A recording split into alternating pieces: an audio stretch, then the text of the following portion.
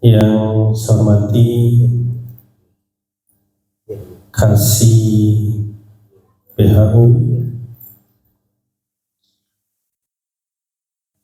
Kantor Kementerian Agama Kota Bima beserta seluruh staf. Yang saya hormati Kasih PHU Kabupaten Bima sekaligus sebagai ketua regu. Jadi turun kelas kalau Kasih PHU. Yang saya hormati Kasih Penmat Kementerian Agama Kabupaten Bima sekaligus sebagai pembimbing ibadah Kloter 8. Yang saya hormati Ketua Kloter 8 Adinda Irfan sekaligus sebagai Kepala Min Bima, Kota Bima. Yang saya hormati Tuan Guru Haji Muhammad Siddiq Idris selaku PHD Kloter 12. Bapak-bapak Ketua Rombongan dan Ketua Regu yang Maha muliakan, Alhamdulillahirabbil alamin. Kita panjatkan kepada Allah Subhanahu wa taala sehingga alhamdulillah kita diberi nikmat kesempatan untuk membahas sesuatu yang sangat penting, yang sangat menentukan sukses apa tidaknya pelaksanaan ibadah haji yang kita lakukan di tahun ini, tahun 1445 Hijriah 2024 Masehi. Kemudian kita kirimkan salawat dan salam kepada junjungan alam Nabi besar Muhammad sallallahu alaihi wasallam. Bapak-bapak yang Mada hormati, sekali lagi Mada ingin menyampaikan bahwa kesuksesan pelaksanaan ibadah haji yang kita lakukan terutama untuk Kloter 8 dan Kloter 12 sangat ditentukan oleh kita semua.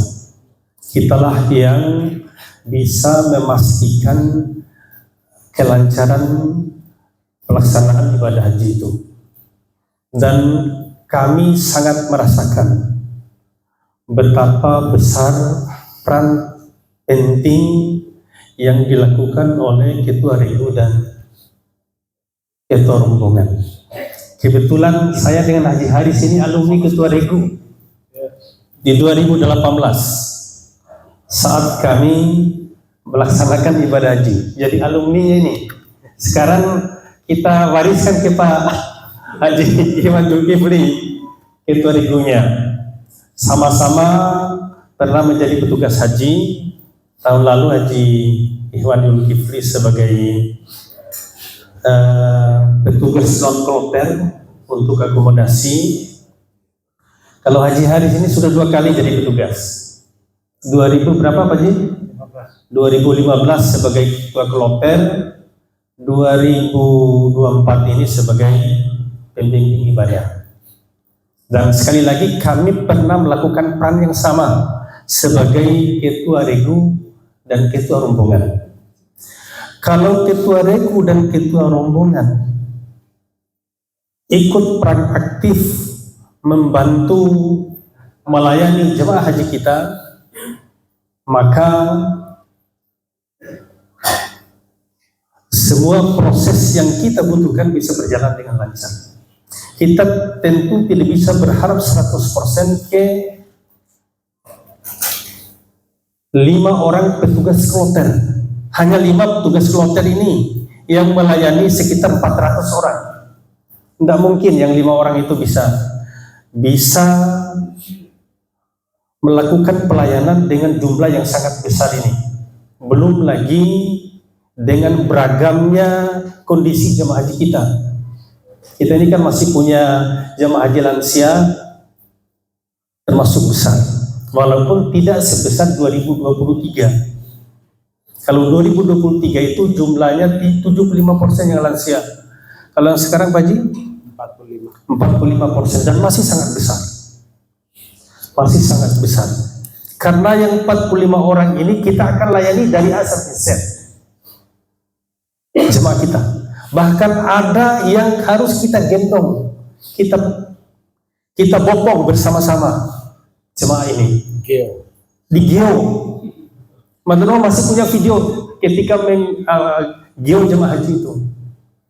Belum lagi kalau sudah tidak bisa jalan, berat badannya di atas rata-rata. Tidak bisa satu orang. Tidak bisa satu. Maka tahun lalu punya jemaah dari Dongo. Sebenarnya dia berangkat dengan anak laki-laki sama menantunya. Tapi ya begitulah. Berat badannya hampir 100 kg. Hampir 100 kg. Tetapi sekali lagi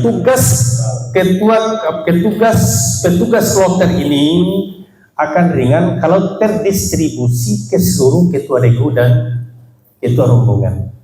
Contoh Bapak Ibu, kita mulai di embarkasi pada saat pemeriksaan kesehatan dan administrasi. Mohon nanti ketua regu dan ketua rombongan langsung ambil alih. Langsung kondisikan di mana posisi masing-masing regu dan rombongan supaya lancar prosesnya. Karena di asrama haji itu pemeriksaan kesehatannya mulai ba'da isya sampai dengan jam 2 dini hari. Dan yang tahu betul kondisi jemaah itu kan ada di regu dan rombongan. Maka nanti ada prioritas-prioritas yang kita berikan ke jemaah kita. Mohon nanti pada saat pemeriksaan kesehatan dan administrasi jemaah haji, prioritas utamanya adalah yang lansia di jam-jam awal itu, misalnya di jam 8 malam. Prioritaskan mereka, jangan yang muda dulu yang diperiksa, sebab yang paling besar peluang untuk menderita stres berat itu adalah jemaah lansia. Apalagi kalau mereka sudah lelah, ngantuk, akan banyak masalah yang akan muncul di jemaah kita. Maka prioritas itu nanti yang harus kita berikan ketika pada saat pemeriksaan kesehatan dan administrasi di embarkasi. Lalu di atas pesawat, karena nanti itu ketua regu pasti duduk berdekatan dengan jemaahnya. Ketua rombongan pasti duduk berdekatan dengan jemaahnya. Dan jemaah kita bisa jadi ada yang belum pernah sama sekali keluar daerah. Ke Mataram pun mungkin ada jemaah kita yang tidak pernah ke Mataram. Apalagi naik pesawat ke luar negeri lagi, maka kondisi psikologisnya pasti beragam. Ada yang sama sekali tidak pernah masuk ke toilet khusus, toilet yang tidak ada airnya, yang tidak ada gayungnya.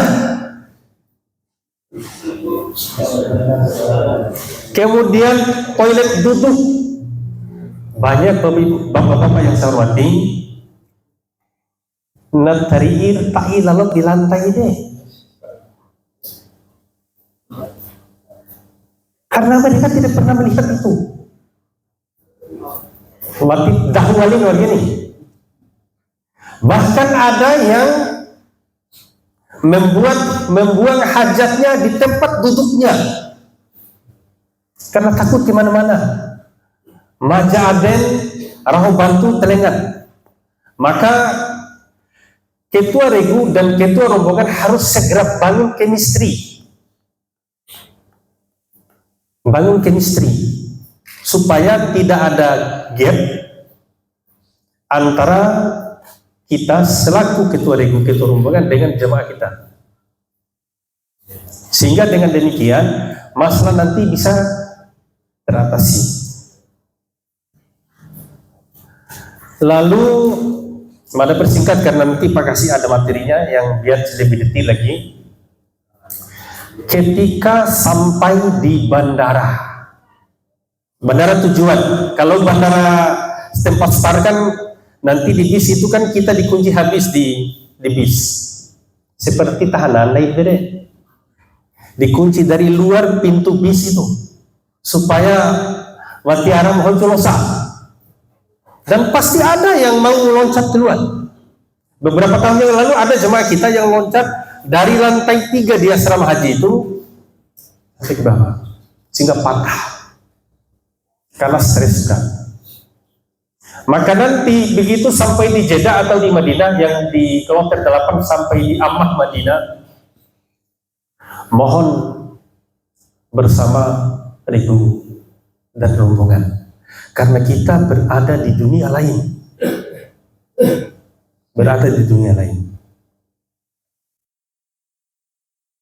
lolos apa tidaknya kita pemeriksaan nanti, walaupun pemeriksaan sekarang karena sudah biovisa tidak seribet di 2018 dan tidak selama pada saat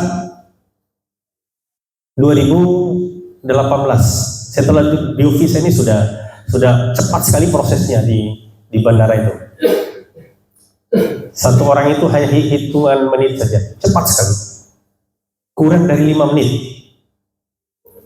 Cuma nanti terutama yang di Jeddah, setelah turun dari pesawat kan kita harus segera pasang niat umroh, sehingga harus diperbaharui wudhunya, lalu sholat sunat di musolah yang ada di bandara Jeddah. Mohon bapak-bapak ketua regu dan ketua rombongan bersama jamaahnya, karena itu kita sudah mulai melaksanakan rukun haji yang namanya niat ihram.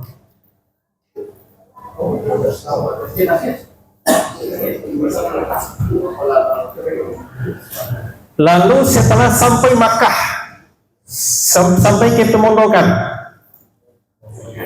banyak yang tidak sabar kita nanti. Banyak yang tidak sabar begitu sampai di hotel maunya langsung pergi umroh. Padahal bisa jadi kita tidak tidur semalam di pesawat, karena tidak semua orang bisa tidur di pesawat. Belum makan, belum istirahat, paksakan diri langsung umroh.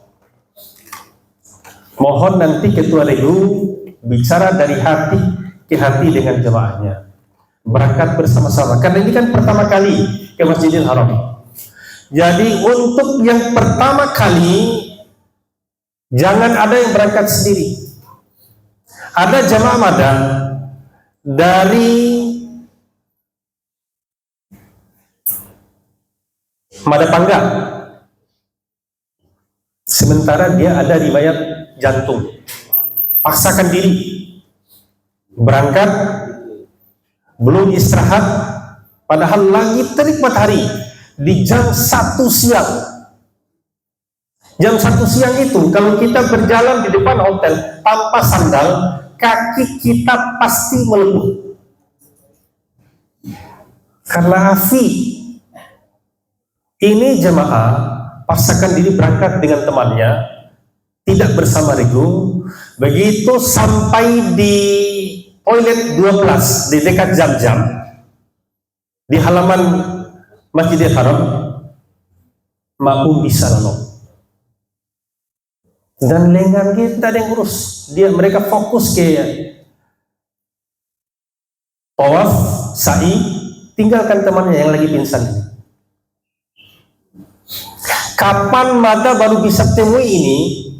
Karena begitu dia pingsan, ada hospital emergency hospital Ajiat namanya di Jam-Jam tuh, lantai 1. Dirawat seminggu kemudian baru Mada bisa temukan jemaah itu. Karena tadi tidak mengindahkan harus selalu bersama regu dan rombongannya, berangkat sendiri, padahal ada riwayat penyakitnya. Bayangkan seminggu baru bisa melaksanakan umroh, padahal mau niatnya begitu nyampe selesai umrohnya, tapi ternyata tidak bisa. Akhirnya kita bawa pulang dulu di hotel, besoknya baru kita ambil mikot di Tan'im, baru bisa melaksanakan umrohnya. Maka sekali lagi kunci utama bisa sukses melaksanakan ibadah haji satu kloter itu ada pada petugas kloter, ketua regu, dan ketua rombongan. Kalau semua ketua regu dan ketua rombongan ikut membantu, pasti lancar tugas-tugas kita di dalam melaksanakan ibadah haji. Maka sering katakan ketika manasik haji kemarin, kemabruran ibadah haji kita, ketua regu, ketua rombongan itu sangat mungkin lewat ta'awun 'alal birri wat taqwa. Kita menolong jamaah-jamaah kita. Itu membantu, mempermudah kita untuk meraih kemampuan ibadah haji itu. Maka oleh karena itu, mulai hari ini kita tanamkan niat di hati kita, tuluskan hati kita untuk melayani jemaah. Maka Allah akan membalas dengan kemakburan ibadah haji yang akan kita laksanakan nanti. Jadi sekali lagi kita niat dengan tulus ikhlas untuk saling membantu jemaah kita, keluarga kita dalam melaksanakan ibadah haji. Sekira itu yang bisa Mada sampaikan. Terima kasih. Wabillahi taufiq wal hidayah. Assalamualaikum warahmatullahi wabarakatuh.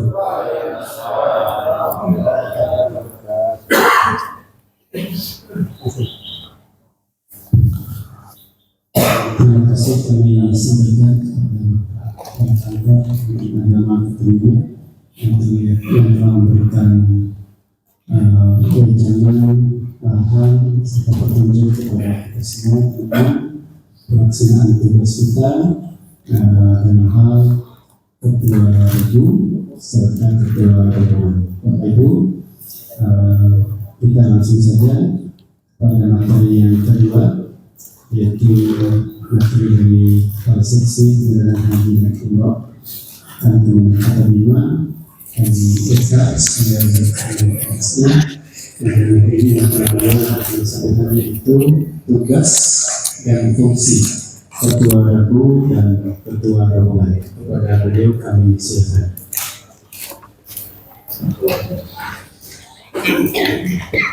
Terus sambutan dan materi Pak Kepala yang Mada perkirakan tadi pertemuan kita ini bisa kita selesaikan 2 jam karena beliau lebih cepat ngomongnya, insya Allah.